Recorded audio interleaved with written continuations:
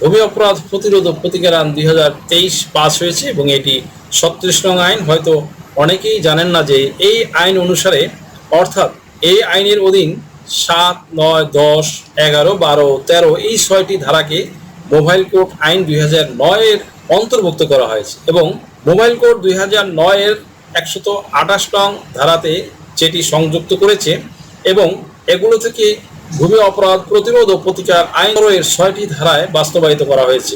এই আইনের বিধিমালা বাস্তবায়িত করা হবে কিনা এটা এমনটা নিয়ে জনমনে প্রশ্ন যায়।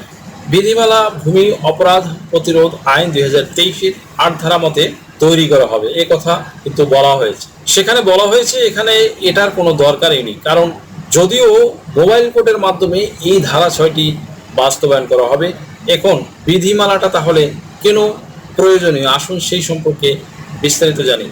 বিধিমালা কেন প্রয়োজন করা হবে, এটা কোন আইনের অন্তর্ভুক্ত করা হয়েছে? এটা মোবাইল কোড আইনে অন্তর্ভুক্ত করা হয়েছে।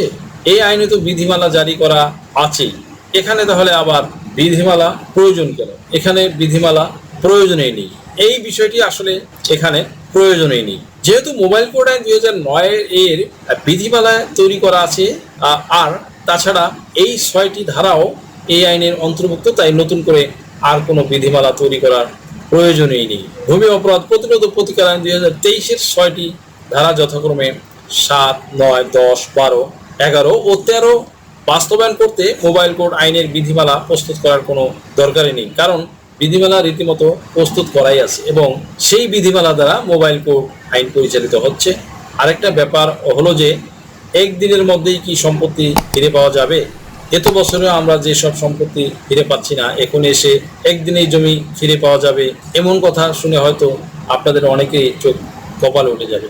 সুপ্রিয় দর্শক মণ্ডলী, এখন প্রশ্ন হচ্ছে যে সম্পত্তিটি সত্যি সত্যি আপনার কিনা সেটা নিশ্চিত করতে হবে। আচমকায় আপনি একটি মামলা দায়ের করে দিলেন কিংবা এসিল্যান্ড মহোদয় বরাবর দরখাস্ত করে বলে বসলেন যে আপনার সম্পত্তি এটা, আপনার সম্পত্তি ওটা, এবং কিন্তু আর সম্ভব নয় বন্ধুরা। এক্ষেত্রে এটা তারা বিচার বিশ্লেষণ করবে, কোর্টের জাজমেন্ট অ্যান্ড ডিক্রি বা সিদ্ধান্ত আসে কিনা, স্ট্যাটাস কো আছে কিনা, বা কোনো ইনজাংশন দেওয়া আছে কিনা, এসব কিছু বিচার বিশ্লেষণ করে যদি তারা দেখেন যে এগুলো আপনার পক্ষে রেকর্ড, আপনার পক্ষে নকশা পর্চা দলিল দস্তাবেজ সহ যাবতীয় ডকুমেন্টস আপনার পক্ষে, তখন সব বিষয় বিচার বিশ্লেষণ করে তারা যখন দেখবেন যে জমি আপনার কিন্তু দখলে আছে অন্যজন, সে দখল ছাড়ছে না, সেক্ষেত্রে মোবাইল কোড আপনাকে সাহায্য করবে। এমনকি এখন অন দ্য স্পট বিচার করা হয়, ক্ষতিপূরণ জরিমানা করা হয়, জেলে পাঠানো হয় এবং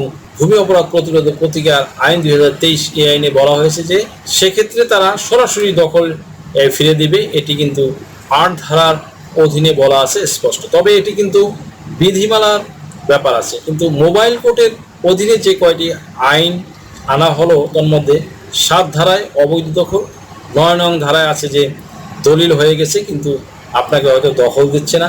এক্ষেত্রে এসিল্যান্ড মহোদয় যদি দেখে বা বিজ্ঞ নির্বাহী অফিসার যদি দেখেন যে আপনাকে দলিল করে দিয়েছে কিন্তু দখল দিচ্ছে না, অথবা বায়নানামা হয়ে গেছে, সমস্ত কাজ হয়ে গেছে তবুও দলিল দিচ্ছে না, এক্ষেত্রে কিন্তু আপনি মোবাইল কোড প্রতিকার চেয়ে রেমেডি পেতে পারেন। ভূমি তফসিল কর্তন বা কাটা হয়েছে কিনা তারা দেখবে যে তফসিল কাটা হয়েছে কিনা, তাহলে অন দ্য স্পট বিচার হবে এবং প্রতিকার পাবেন, রেমেডি পাবেন শিওর।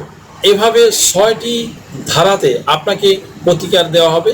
আবার আছে সরকারি সম্পত্তি, সেটা পাবলিক ব্যবহার করুক বা না করুক, যদি অবৈধভাবে কেউ দখল করে বা জনগণের সম্পত্তি জনস্বার্থে ব্যবহৃত সম্পত্তি, তার মধ্যে যেমন রয়েছে খেলার মাঠ, পুকুর, ঈদগাহ, শ্মশান বা মন্দির, মসজিদ, গির্জা, ফ্যাগোড়া, এগুলো যদি পাবলিক দখল করে নেয়, ওয়াকফ সম্পত্তি, দেবত্ব সম্পত্তি যদি পাবলিক দখল করে নেয়, তবে কিন্তু অন দ্য স্পট বিচার করা যাবে মোবাইল কোর্টের আইনের আওতায়। বিধিমালা নিয়ে সুসংবাদ, গেল দ্বাদশ জাতীয় সংসদে ভূমি মন্ত্রণালয় সম্পর্কিত স্থায়ী কমিটির প্রথম বৈঠকে ভূমিমন্ত্রী নারায়ণ চন্দ্র বলেন, ভূমি অপরাধ প্রতিরোধ ও প্রতিকার আইনের বিধিমালা প্রণয়নের কাজ চূড়ান্ত পর্যায়ে রয়েছে এবং শিগগিরই অপরাধ প্রতিরোধ ও প্রতিকার আইনের বিধিমালা জারি করা সম্ভব হবে বলে তারা আশা প্রকাশ করেন।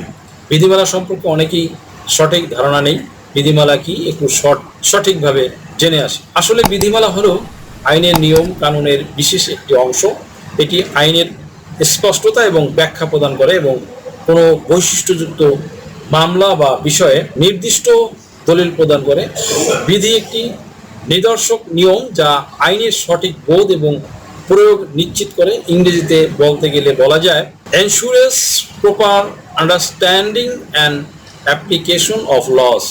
সুপ্রিয় দর্শক, তার মানে বোঝা যাচ্ছে যে শীঘ্রই যদি ভূমি অপরাধ প্রতিরোধ ও প্রতিকার আইনের বিধিমালা জারি হয়ে যায় তাহলে এই আইনের প্রয়োগ সুনিশ্চিত হয়ে যাবে, যার অফুরন্ত সীমাহীন সুফল ভোগ করবে আপামর জনসাধারণ তথা দেশবাসী। সাধারণ মানুষের ভূমি সংক্রান্ত ন্যায় বিচার সুনিশ্চিত হবার অপেক্ষায় অবসান হবে শীঘ্রই।